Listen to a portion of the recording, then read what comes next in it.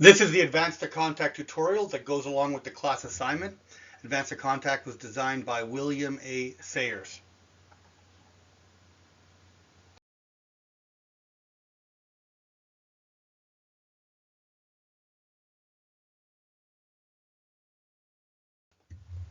So for the purposes of the tutorial, I've chosen a landing site that's 4 kilometers long at Taoyuan Airport. I've designated the time as H+0, which is when the landing actually occurs. Although Advanced to Contact has extensive rules on amphibious landings and logistics, we're skipping that because we need to focus on the combat portion, and because those sections are very, very detailed and in depth and beyond the scope of this assignment.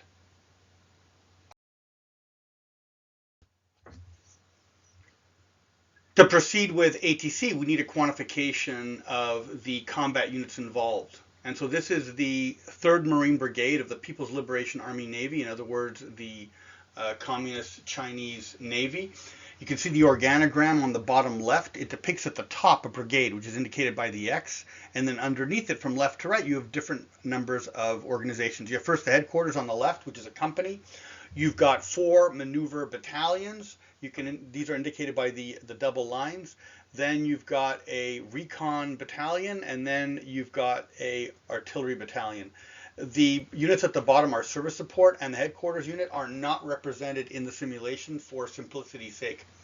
The calculations of the weapons were done using the quantified judgment method, which is a Dupuy Institute way of measuring the combat power of units. Here in the pictures, you can see the different weapons that are incorporated in the 3rd Marine Brigade. This collection of weapons was estimated for combat power by William Sayers. Yeah, this slide depicts the different battalions that will be involved in the simulation. These are all the People's Liberation Army Navy battalions from the 3rd Marine Brigade. At the top, we have the 1st, 2nd, 3rd, and 4th Marine Combined Arms Battalions. Each of them has 23,762 combat potential, and they're depicted in the organogram on the extreme left. And it shows the subunits that are inside that organization. In the center, we have the Marine Brigade Recon Battalion with 5,025 combat potential. And then on the extreme right, we have the Amphibious Artillery Battalion minus at 4,524 points. It's minus because it excludes those very heavy artillery pieces that would not be landed on a beach, but would be landed later at a port and would rejoin this unit at a later date. This has a significant impact in reducing the power of the artillery support. The Taiwanese have 3 defending battalions against the People's Liberation Army 3rd Marine Brigade. There is first the Roca Armored Battalion, which is the Republic of China Army, or Taiwanese Armored Battalion. Its core force are 58 CM-11 Brave Tiger tanks, which are M48, M60 American combo tanks with updated targeting systems for the main gun. And you can see that the OLI, or the combat potential, is estimated at 31,215.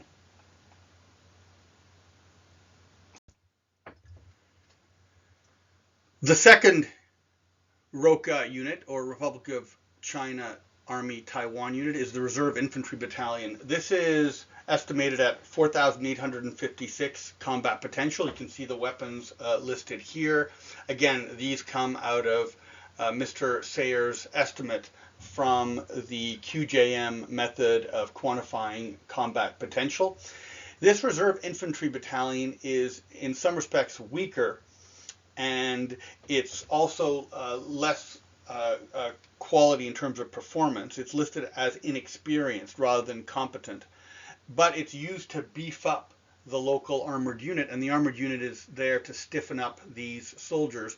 So we end up taking the average of the quality of these 2 units. This last ROCA unit is the Artillery Battalion. The value of this Artillery Battalion is 16,406, and it's added to the combat potential of either the armored unit or the infantry or both combined. So it's not in the front line, it's several kilometers to the rear. It doesn't suffer any damage from the other artillery unit unless the students wish to do counter battery operations against it. So you simply add this combat value to the defending forces. So what you can see displayed in this spreadsheet are the different combat units. So from the top, we have the 1st, 2nd, 3rd, and 4th maneuver battalions of the People's Liberation Army Navy, and you have the reconnaissance battalion and the artillery battalion.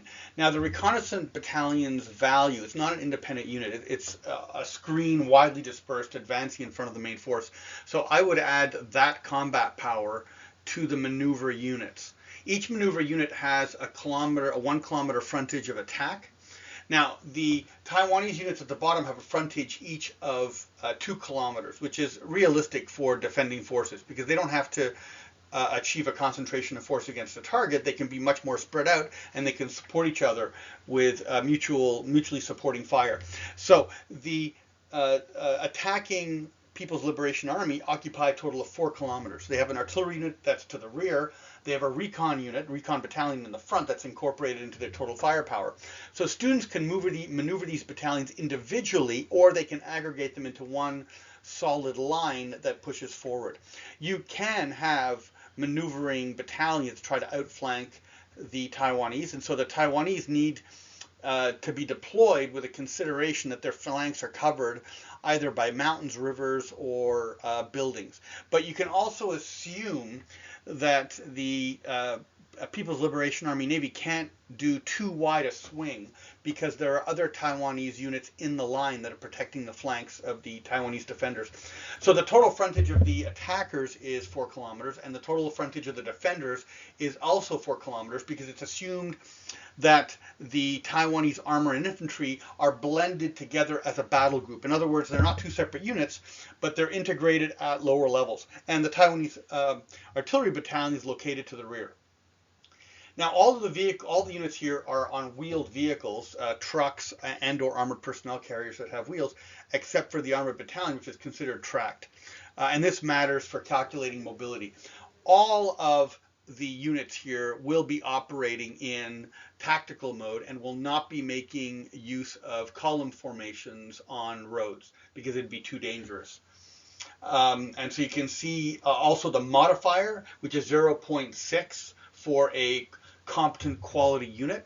And all the units here are competent except for the infantry battalion of the Roca, the Taiwanese, which is inexperienced. And so it suffers a +1 modifier whenever it attempts to do a role that refers to its level of quality.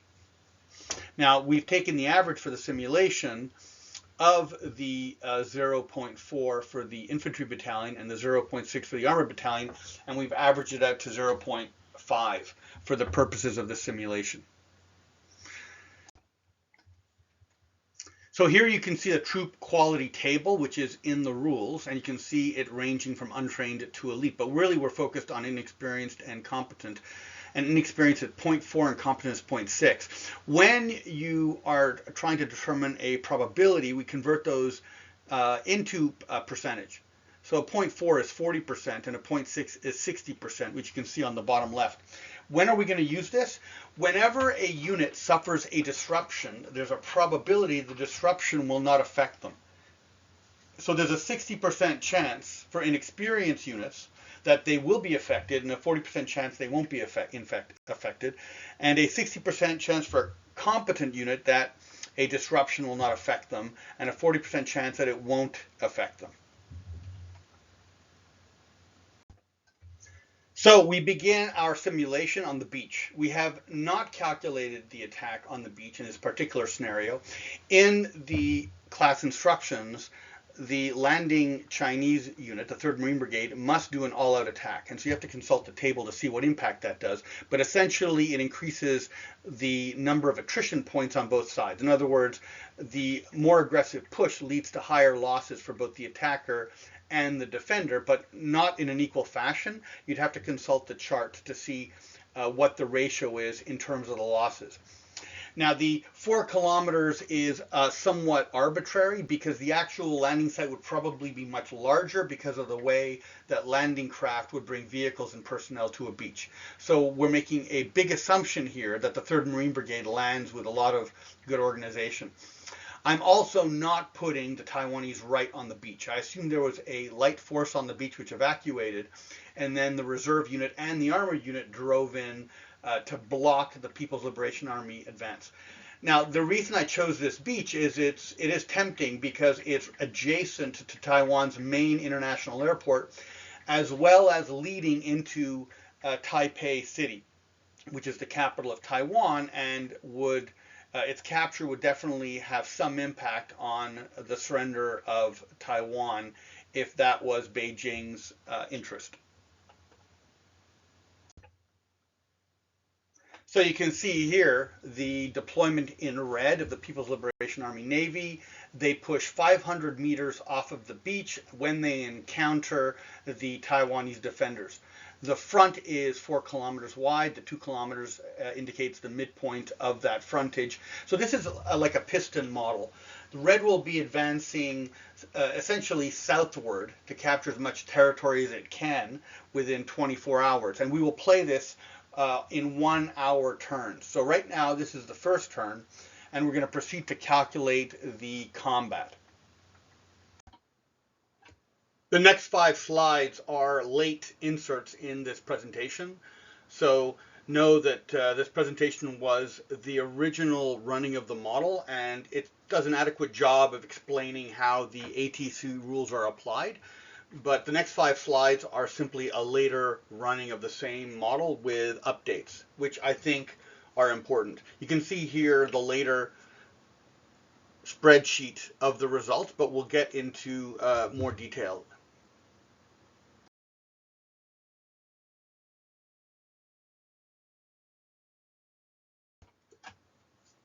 This second run of ATC has a number of different assumptions that we want to make explicit.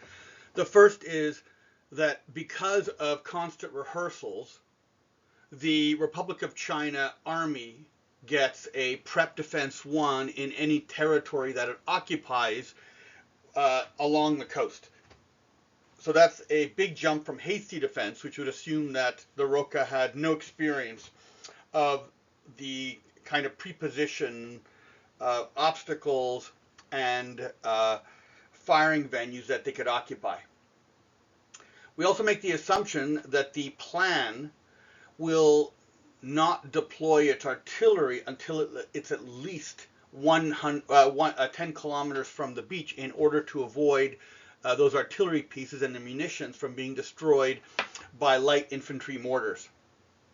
We also tracked the disruption by decimals. So a 40% chance would be the equivalent of 0.4, and these would accumulate and have their effect once they exceeded a total of 1.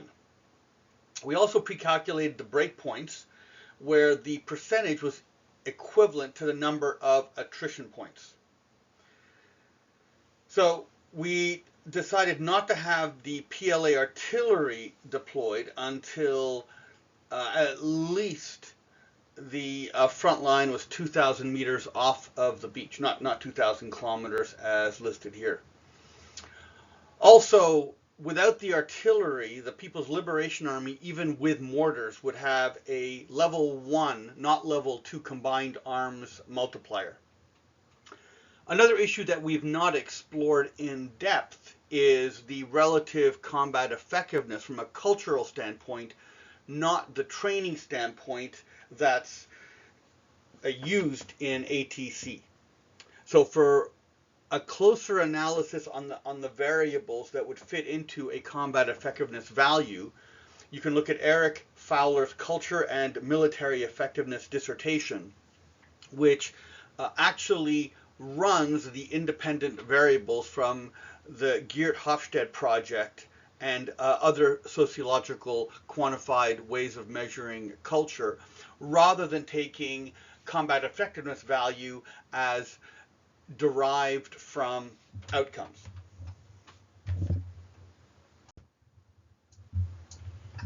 Furthermore, there were modifications to the OLI. The plan's amphibious artillery battalion and its combat potential was entirely removed. We made totals of the available personnel because we wanted to compare ATC to Trevor Dupuy's attrition model that we ran later on. And an ancillary part of the attrition model looked at the attrition rate on tanks, which we recorded here. So we count a tank as an armored vehicle able to kill another well-armored vehicle. So that includes main battle tanks plus armored infantry fighting vehicles if they are upgunned or if they have an anti-tank guided missile. So we included those Chinese armored infantry fighting vehicles that an amphibious brigade would have that either had a 105 millimeter gun or higher, even if it was low recoil and low velocity, or if it had anti-tank guided missiles. But we did not count armored infantry fighting vehicles if they had support weapons. The OLI ratio of 1.9 on this chart is what we used in the attrition model, and it's very similar to the ratio of combat potential also used in ATC.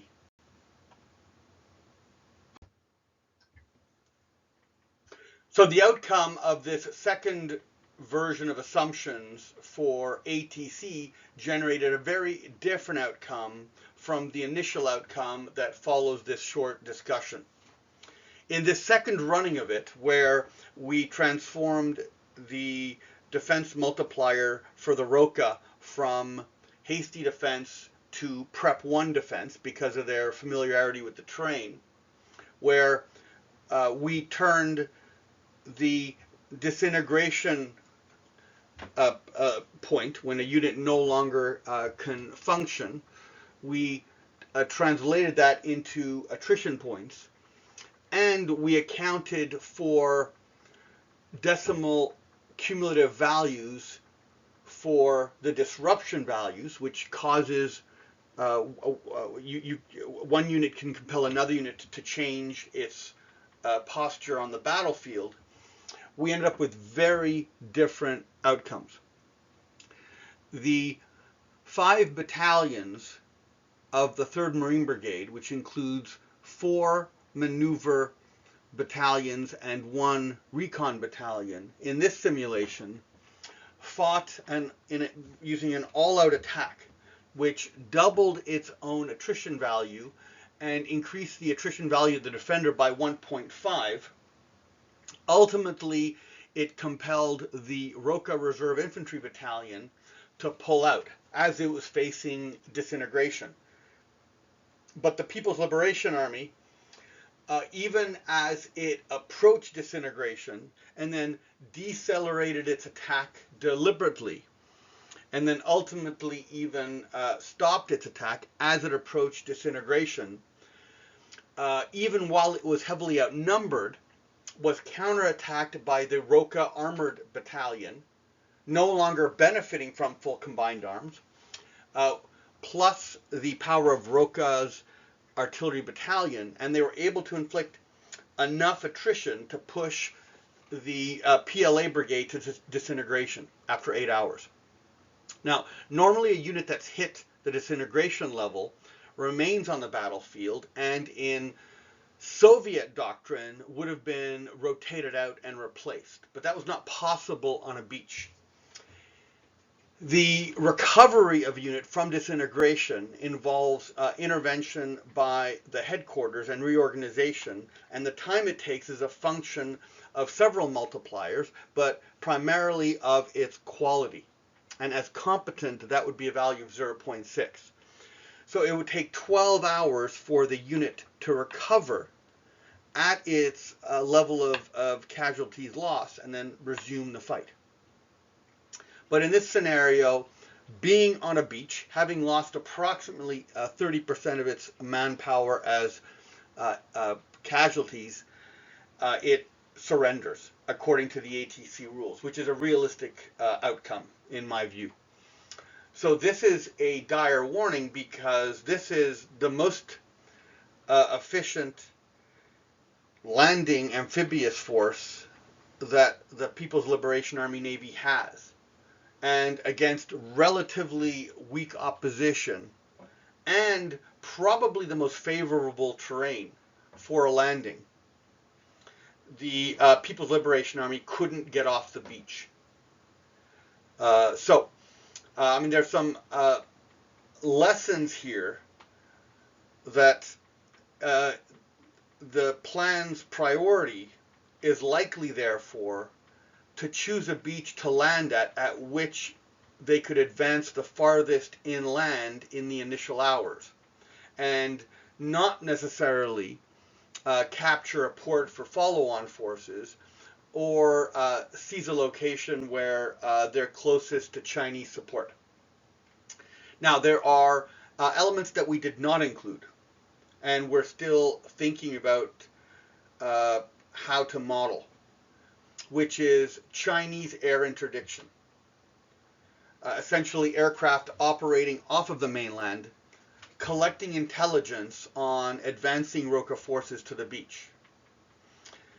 There is a dispute among us as to how effective Chinese close air support would be, particularly when communications are jammed by troops fighting on a beach.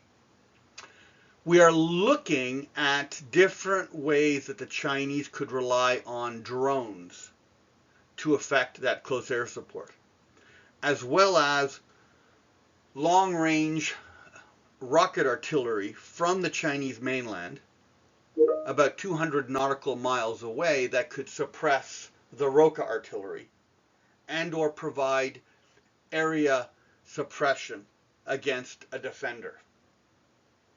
So these are the next steps. Without remote air support or artillery support, there is just no prospect for the Chinese to land on a beach against late arrival ROCA forces. Now, at the bottom, you can see our calculations for the losses. These are all, again, based on Dupuy's QJM model. The People's Liberation Army suffers a 31% loss in 8 hours of fighting. The ROCA Armored Battalion suffers a 13% loss, and this is, again, in OLI, not personnel.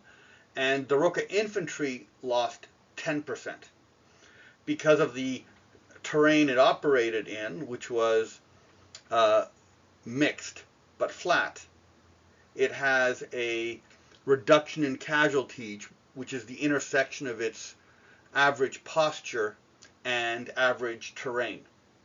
So that produced a result of 10.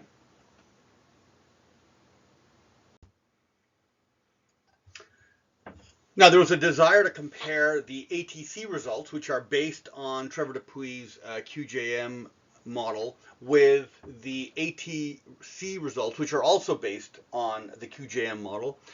The attrition publication that came out in the early 90s was in response to outlandish casualty estimates, which were very politically sensitive in the lead up to the U.S. liberation of Kuwait in 1991. Edward Luttwak, a well-known strategy writer before the Senate Armed Services Committee, provided an estimate of 50,000 U.S. casualties in a few days of attacking Iraq.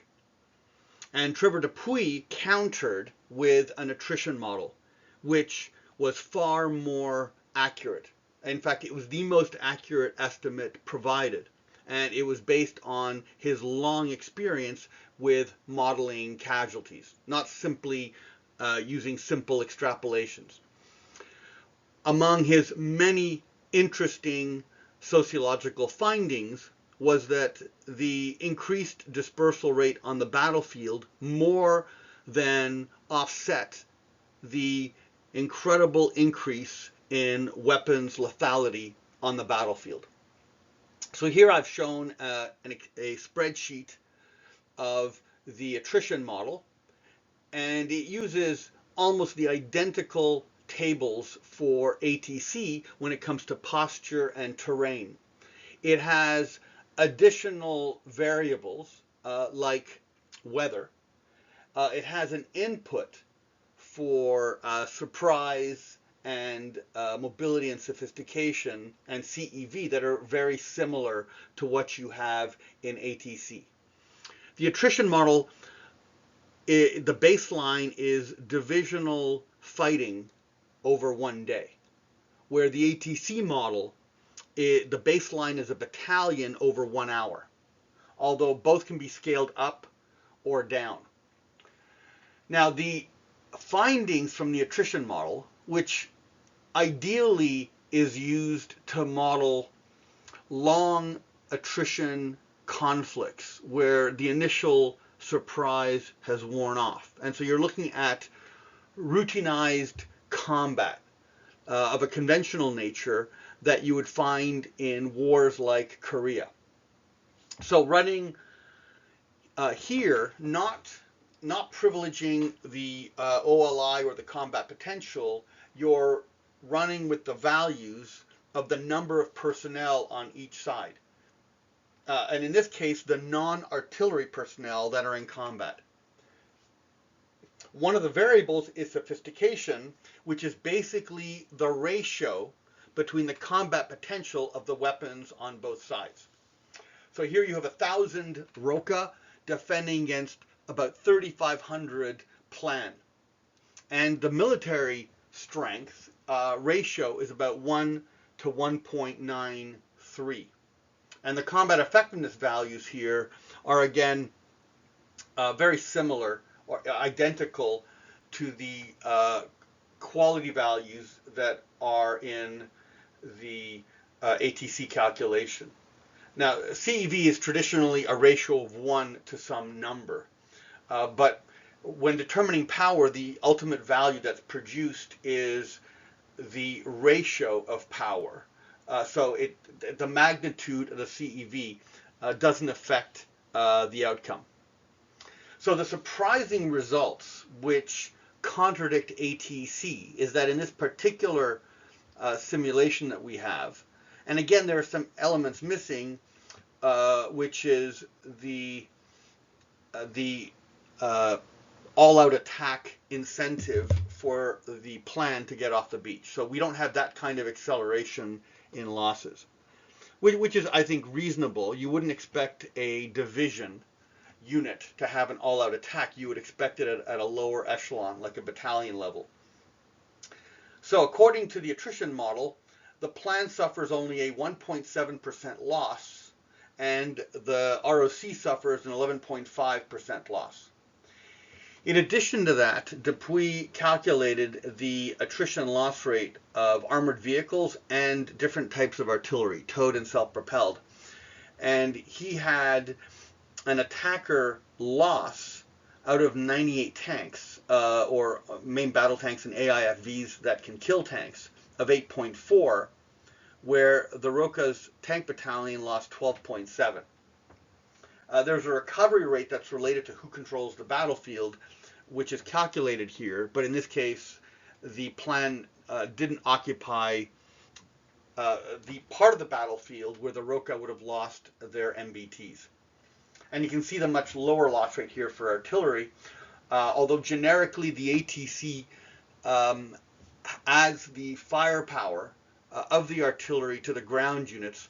We did not do what we could have done, which is run a simulation of counter battery, which was certainly a possibility if the plan had continental support from rocket artillery, or there were drones operating off of the Chinese ships attacking the defending Roca forces. So reconciling the results from ATC with the attrition model, is the next step in working out which of these two models are optimal.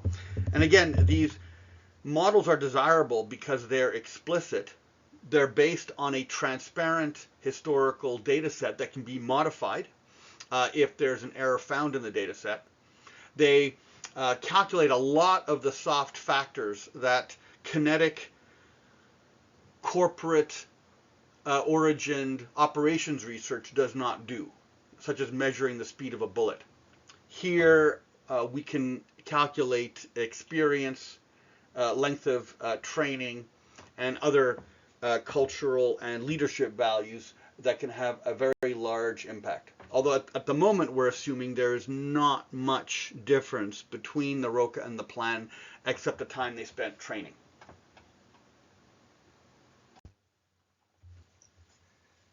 So now that we have the combat power of the units, let me show you how we're going to make the calculations to resolve the combat. So let's start with the People's Liberation Army first. So what I've done here is simplified it, and I've aggregated all of the combat force into one solid group that's 4 kilometers wide and pushing up against the Taiwanese. So the total, which I'll show you in a second on a spreadsheet, comes out to 104,000 and change. Now, we must first multiply that value against the quality of the soldiers, which is you saw in a previous chart. So we would multiply that by 0.6, and then we would multiply that by whether or not there's combined arms. This is indicated in the rules and also briefly explained in the student assignment. So if you've got one element of combined arms, which means you've got infantry or artillery or armor or air support combined together, if you've got at least two different types of combat arms, like armored or infantry, then you get a 1.33 multiplier. If you have two different or three different combat arms together, then you get a multiplier of 1.66. So the People's Liberation Army have artillery, they have infantry, mechanized infantry, and they've got armor, all three. So they get a 1.66 multiplier.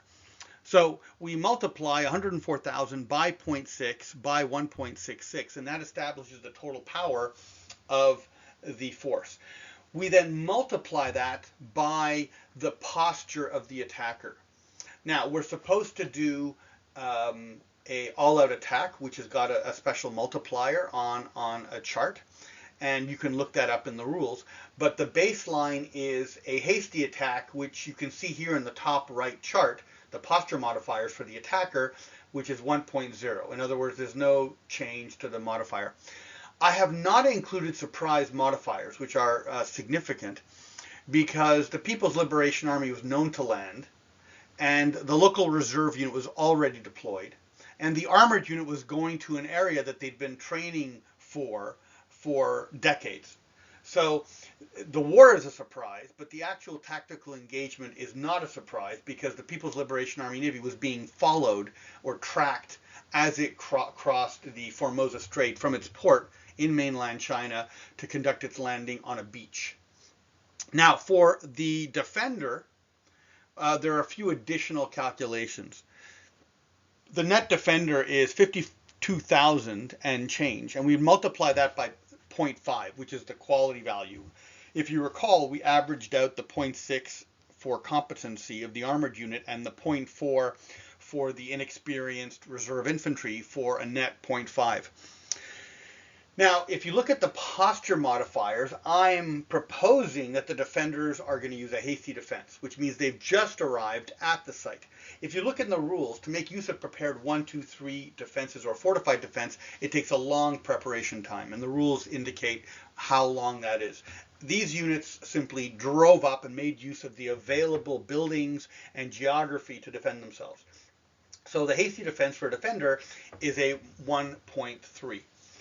Also, I'm looking at the terrain using Google Earth, and it looks like relatively dry farmland, although there are breaks in the terrain caused by gullies, canals, and roads, and you've got some cement buildings with clear fields of fire. So I'm estimating this to be flat mixed, which if you look at the terrain combat modifiers, which only affect the defender on the top left, you'll see that comes down. When you look at the CP modifier, it comes down to a 1.2. So we multiply 1.2, which is the terrain, and the posture for hasty defense 1.3, and we multiply that against the 0.5 quality. And because we have, for combined arms, we have the artillery, we have the infantry, and we have the armored, we multiply that against 1.66. And this gives us the total strength for the Taiwanese and the mainland Chinese. Now, once we have those two numbers, for the attacking mainland Chinese player, we divide the Taiwanese total into their total, into the Chinese total. And we keep that as a decimal, and in this particular case, the odds come out to 1.5. For the Taiwanese player, we take their total and we divide the Chinese total into their combat potential, and that's going to give odds of 0.65.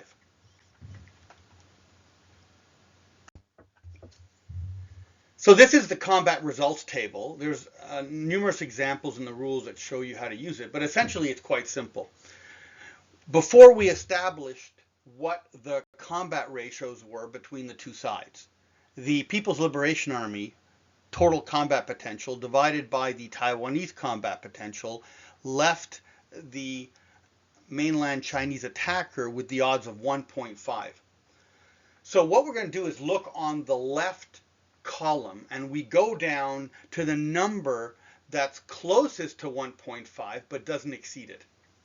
And if you get down to about halfway on the screen, you're going to see a 1.6 and a 1.4. Now 1.6 exceeds 1.5, and so we're going to go down to a 1.4 to 1. This is in the heavy red band because it means that you've got two sides that are fairly even, which means they're going to inflict a lot of attrition on each other. It's in red as well to indicate that it's heavy. So on the top, you'll see a 2d6 die roll. So you would roll two six-sided dice. My recommendation is that you get a random function from a calculator and you roll it twice and you ignore any value above a 6. And this will give you your bell-curved result. Now, the numbers that you see in the combat results table are a number before an A. An A is an attrition point. These are points that your unit is going to accumulate every turn, but we're not going to determine specific losses until after the battle is over, or until after continuous fighting is over. Another value you can see is the D. That's a disruption. The effect of a disruption is to force a posture change on a unit.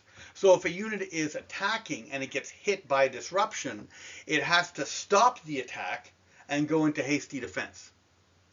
If a unit is defending and it receives a disruption, then it has to withdraw or begin a withdrawal process. Now, the disruptions that are received by the attacker and the defender, they're canceled out.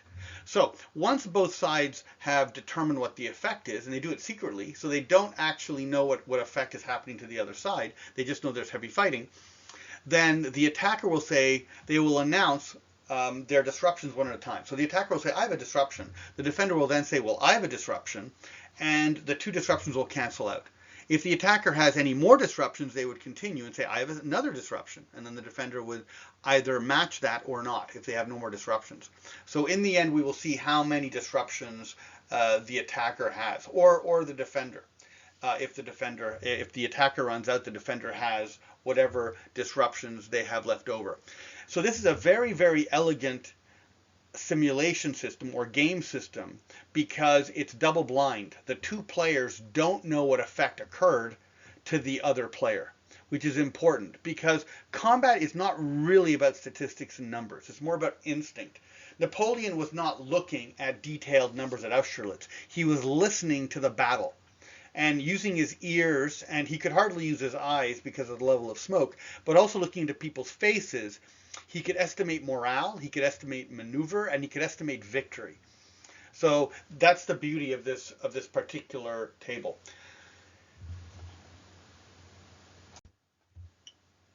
So this is an extended Excel sheet of the combat, and we're going to zoom in, but I just wanted to raise some of the points about what's going on in the extreme right of the table.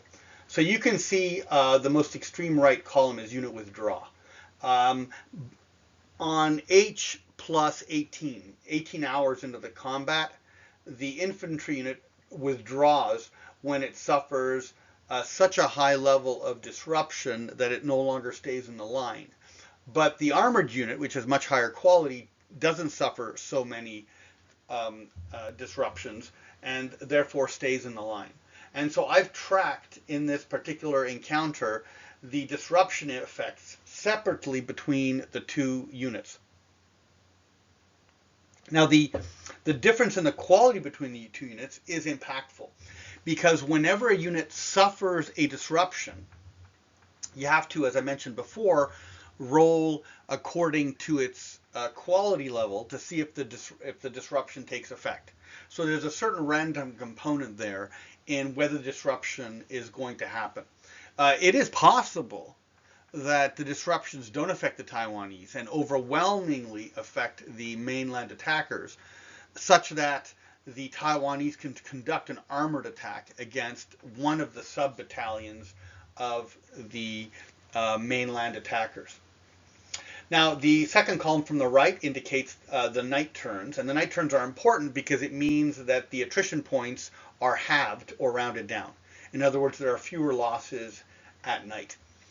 The third to the right column are the forced withdrawals. So in this simulation, the Taiwanese accumulated a number of disruptions, and when they did, they were forced to withdraw. So as soon as the Taiwanese received one disruption while they're in hasty defense, they have to go down the posture chart, which I'll show you soon, and go to the next level. Now I've made a rule modification, which is they don't go from hasty defense with a disruption to withdraw with a disruption to rout.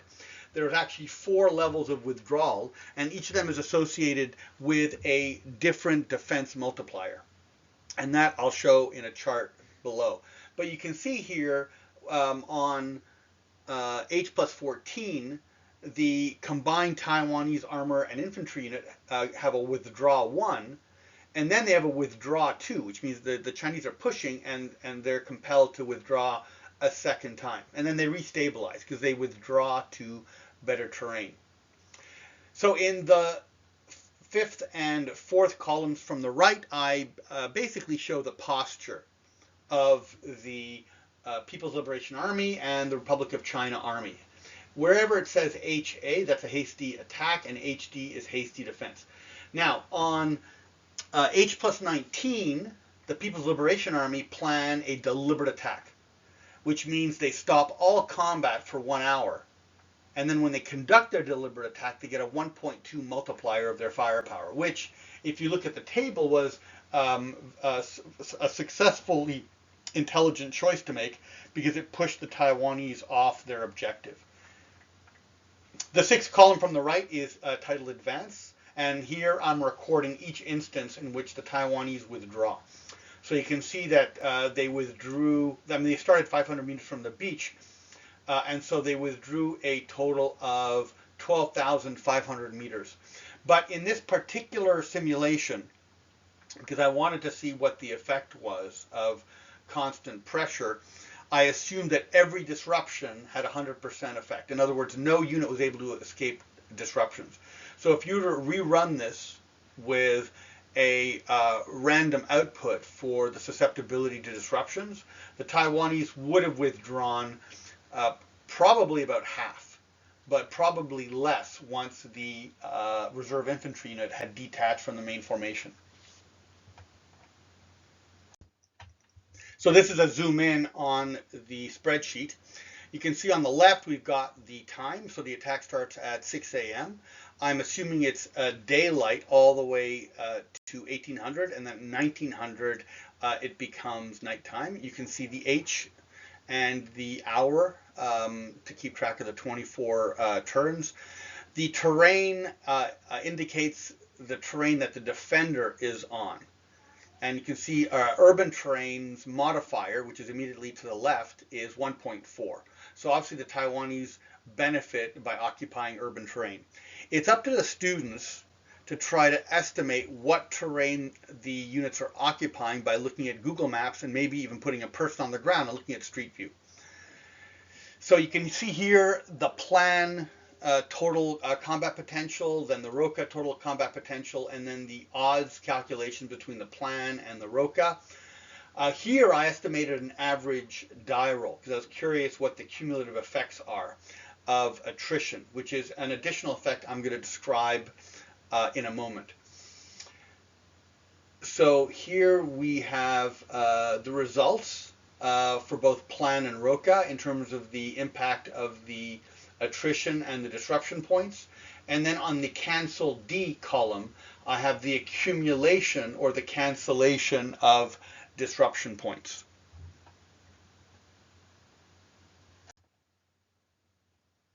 So one of the elements that was kept track of on the Excel file was the accumulation of attrition points. Attrition not only determines total losses at the end of the engagement, but it also has a deleterious impact on the ability of a unit to continue fighting. So if you look at the bottom left, you'll see the attrition die roll modifier, and you see the column on the left is troop quality. We have two types of units, an experienced and competent. For every 5 attrition points inflicted on an experienced unit, or 6 attrition points inflicted on a competent unit, there's a -1 to the 2d6 die roll that's made on the combat results table. And this generally worsens the outcome for the side that has these negatives. So over time, as units accumulate losses, they become more and more vulnerable to even worse losses.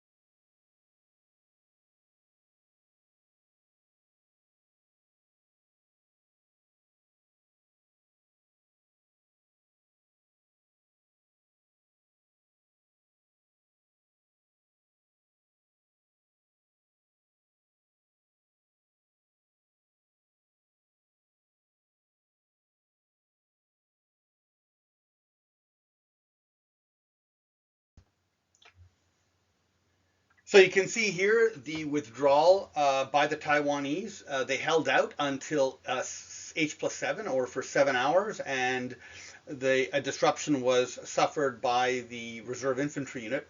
Rather than have the reserve infantry unit peel off on its own, because of its contribution to the armored units' combined arms, and because infantry are able to contribute combat power, the armored unit decided to withdraw with the infantry unit. The armored unit could have stayed. It wouldn't have suffered a huge drop in combat power, but the secondary reason to withdraw to the airport is because these are large cement structures with wide fields of fire, and so it gets very beneficial values for the defense when we're looking at the terrain modifiers for combat. So in some respects, the Taiwanese wanted to withdraw to the airport. So on this chart, we see two bits of information. On the top, we have attacker and defender, and this is the posture hierarchy chart. So whenever a unit suffers a disruption, it goes down on the level of postures. So for example, the attacker's highest posture level is deliberate attack. If it suffers a disruption, meaning a net disruption, in other words, the attacker has more disruptions than the defender after all the disruptions have been canceled between the two, then the attacker is forced to go down that many disruptions. So if the attacker suffered a disruption and it was in deliberate attack, it would drop down to hasty attack. If it had a hasty attack and it suffered a disruption, it would go to stalled attack. And the stalled attack has an impact which is described in the rules and on the student assignment sheet. Orders have to be reissued, and this takes time, and so the students can consult the rules to see how long this will take. In other words, the units are disjointed and the commander needs to realign them before pushing on. But it does mean there's no attack for that turn. Now for the defender, you can see it goes from fortified to prepared 3, prepared 2, prepared 1. In some instances, I put prepared 1 defense for some of the Taiwanese defensive positions because there is some pre-war preparations and entrenchments that were made available to those troops. Now, where there's a modification in the rules, which is indicated on the student assignment sheet, is rather than go directly from withdrawal to rout, when a unit suffers from a disruption, there's actually a hierarchy of withdrawals.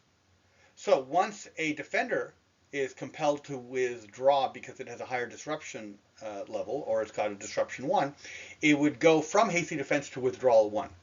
Now the multiplier there of 1.2 is the defensive multiplier. So hasty defense is a defense multiplier of 1.3, withdrawal 1 is 1.2. In other words, the unit is withdrawing, but it's doing so in an ordered fashion. It's able to set up ambushes. It has units that it leaves behind that peel off and are able to snipe at the attackers that are moving in the open or down roads. If an additional disruption is suffered, that drops down to withdrawal 2. With a 1.1 defense modifier, it goes to withdrawal 3, withdrawal 4, and only then does it go into a rout. And a rout indicates that a unit withdraws immediately, continuously, and if the pursuing unit overtakes it, the unit surrenders. So it's a catastrophic outcome. But there's many levels of withdrawal, and if you can withdraw to a defensible piece of terrain, then your strength is enhanced and you're able to continue resistance. Now this is the cross-country movement table. In this particular scenario, the units are in contact, which means it's very difficult for them to move anywhere. Certainly because they're both stuck facing each other on a 4-kilometer front. If the students can cause an advance in such a way that the Taiwanese have to break up into more than one unit because terrain like a river or a city breaks them up, or a mountain, then there's an opportunity for the People's Liberation Army to do a flanking attack, or vice versa. The Taiwanese can attack against an advancing force that's divided by mountains or some geographic obstacle, so you can concentrate against a single target. But the reason I'm showing this chart is when a unit is compelled to withdraw, they must first determine the type of terrain over which they're withdrawing. There's unrestricted, restricted, and severely restricted, and all of this is detailed inside the rules. So take a look at the depiction of the types of terrain there. A unit must withdraw at a minimum of the distance of dismounted infantry. And it either does it according to the daytime value or the nighttime value. Now, most of Taiwan is restricted because you've got very high density farming and housing. So in the daytime, a withdrawal of 2.4 kilometers is required, and at night 1.6 kilometers.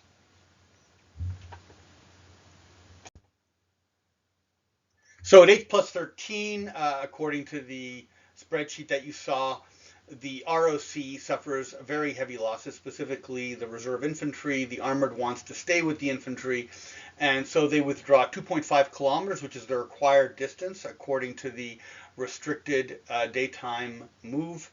And they basically go into partial urban territory. And the People's Liberation Army 3rd Marine Brigade pursues. So it maintains contact and follows the Taiwanese units into their U deployment. At H+14, the Taiwanese withdraw again, another 2.5 kilometers into more urban terrain. So here you see that the mainland Marines are putting a lot of pressure on the Taiwanese, and at H+15, the Taiwanese are again pushed another 2.5 kilometers. Now, again, this pressure to withdraw has been exaggerated because I assumed that each disruption had 100% effect, where in fact, only about 40% of the time would they have had an effect on the mainlanders, and 50% of the time for the defending Taiwanese. At H+19, the 3rd Marine Brigade is stuck. And so what it does is it exercises planning time for a deliberate attack. So you'll see two columns here, Western and Eastern doctrine. Eastern basically refers to Soviet drills, which are practiced and make units efficient in terms of time for maneuvering, although they can't really handle complex planning for unexpected events. So in Western doctrine, for a brigade to conduct a deliberate attack would take 3 hours of planning. For a Soviet-style force, which in this case is the People's Liberation Army, it would take only 1 hour.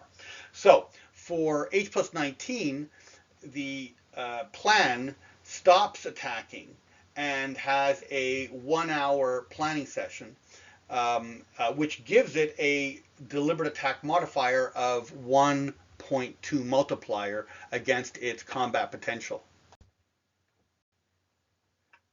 Here at H+20, you can see the results of the deliberate attack. The withdrawal should only have been half of 2.5 kilometers, so that is a technical error. Here, the Taiwanese are withdrawing more than they're required to.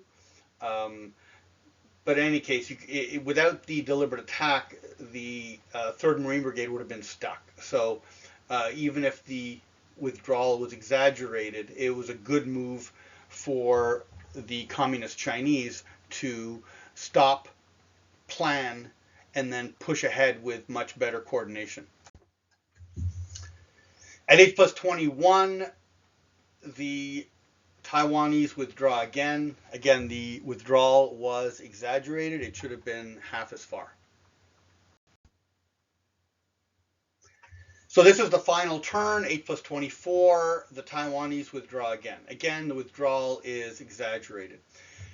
So this is, obviously not a very realistic defense, because against a Marine brigade, the Taiwanese could concentrate a lot more than one artillery battalion, one tank battalion, and one reserve infantry battalion. And here we have the 3rd Marine Brigade being resupplied for that 24-hour period, and it probably would not have been able to carry its own supplies. So there is a feverish resupply effort on the beach, and it's not entirely clear where the transport is coming from. that's bringing the munitions, the food, and the supplies to the 3rd Marine Brigade. We can assume that this Marine landing is accompanied by other units on both flanks, airborne, helicopter units, maybe other Marine units, or regular PLA forces. So this is in many ways an isolated piston model, and it's not representing maneuver. In fact, we've constrained maneuver except within that narrow 4-kilometer column that heads into Taiwan. So this is not really realistic from a maneuver standpoint, but it does allow us to gauge the relative strength between these units and the impact on the battlefield. So there are 2 charts on this table, and let's take a look at the chart on the right first, the rally table. If the mainlanders had gotten stuck because they suffered more disruptions, then their deliberate attack or their hasty attack would have ended up being a stalled attack. And they would have had to rally in order to continue their operation. And this would have required orders and basically a fair amount of time planning. So please consult the rules on how that works. Essentially, the 3rd Marine Brigade would have to stop, and then there would be a rally roll, which is indicated on this table using a 2d6, and there'd be time to implement orders to reorder the unit before it can resume the attack. So a stalled attack can cause quite a delay on the plan attacker. We didn't see it in this particular run of the simulation, but it's definitely possible. Now, we've finished the combat, and so we're going to calculate the losses. But in the rules, there is a point at which units have suffered so many losses that they immediately disintegrate and withdraw. And that's the indicated by the breakpoint table. Those are the level of casualties units will need to suffer before they cease being operational on the battlefield. So for an inexperienced unit, if they suffer 10% losses in the attack, they then become dysfunctional. They have to be taken out of the line and in effect rallied or rebuilt. And they can suffer 20% of the defense. Now, in the rules of this simulation, this is determined after the conclusion of combat or during a break in the fighting. While the mainlanders were conducting the planning for their deliberate attack, I did not calculate whether the breakpoint table had been reached, which I should have. So I have a workaround, which is each point of attrition would be equal to 1%. So once a unit had accumulated, say for the competent unit, 40 A's or 40 attrition points, it could no longer defend. And once an attacker had accumulated 30 attrition points, it could no longer attack. Now for infantry units, I have a defensive multiplier that I'll talk about in a moment. So there's no direct rapport here for an inexperienced reserve infantry unit of the Taiwanese to suffer losses, because I believe that there's a trained multiplier that would alleviate some of the effect of the attrition points. So there are a number of tables here. I have a final spreadsheet on the bottom left. But essentially, this is how you calculate the losses. If a unit's routed from the engagement, it has a base loss of 2%. We didn't have that in this particular case. If a unit won an engagement, in other words, it occupied the battlefield at the end of the operation, then it's able to recoup its wounded soldiers and damaged equipment and capture enemy equipment. If a unit withdrew from the engagement because it was pushed off by withdrawals, then it's abandoning equipment and abandoning some of its wounded soldiers to become prisoners. So it'll suffer a 1% loss as a base multiplier. We would then multiply that 0.5% for the attacker that won the engagement, in this case the People's Liberation Army, with the following values. There was no feint. There was a required all-out attack, but I never implemented the all-out attack, although the students are expected to conduct an all-out attack from at least the first turn, the beach. Thereafter, it's a costly choice because it'll double the attrition for the attacker and multiply it by 1.5 for the defender. Hold at all costs is a defender choice, and it increases their attrition points by 2 and the attackers by 1.5. But the orders for the Taiwanese were not to be destroyed, but to trade land for the survival of the unit. Now, I have not implemented the company, battalion, regiment, or brigade scale modifier. What I've simply done is distributed the points among the battalions. So each battalion suffers the number of attrition points inflicted on the entire unit.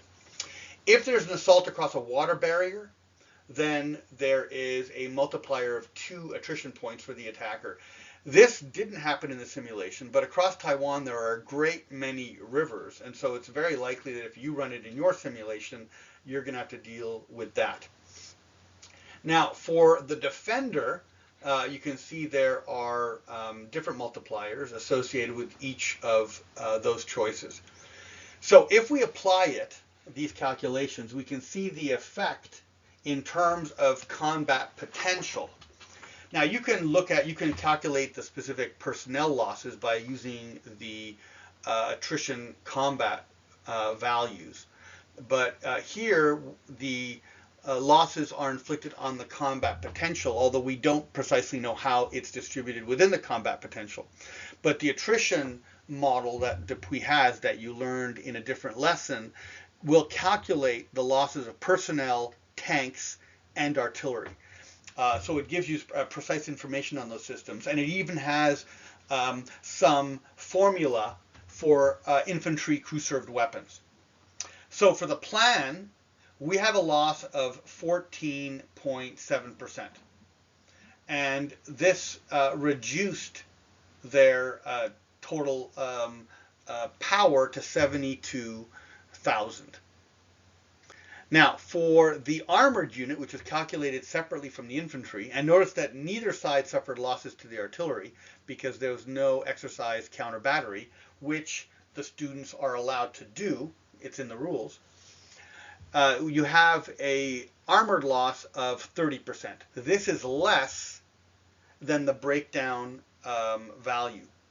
So you can see they were reduced from 31,000 to 22,000, which is a significant loss of 1/3.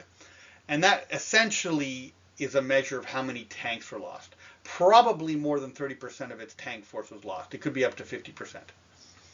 Now, for the Taiwanese reserve infantry, the raw value was 27%, which is definitely higher than its break point.